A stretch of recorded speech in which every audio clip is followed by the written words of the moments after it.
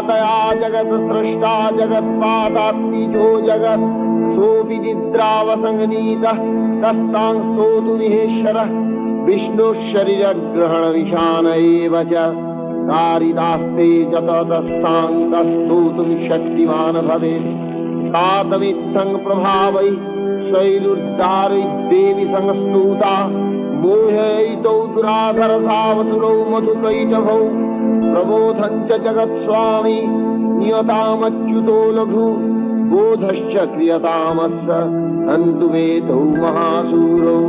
এইভাবে দেবতারা দেবী মহামায়াকে জাগ্রতা করে তুলেছিলেন। তারা বলেছিলেন, তুমি জগতের সৃষ্টি পালন সংহার কর্ত্রী, তুমি বিষ্ণুকেও নিদ্রার অধীন করেছ। এই জগতে কে তোমার স্তবগান করতে সমর্থ?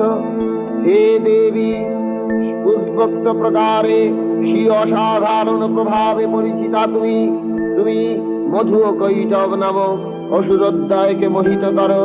তোমার প্রভাবে অপ্রতিহত শক্তি জগৎপতি বিষ্ণুর জাগরণ হোক। অসুরোদ্দয়ের বধার্থে তোমার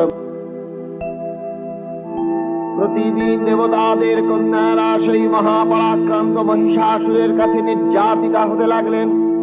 দেবতারা ব্রহ্মার শরণাপন্ন হলেন।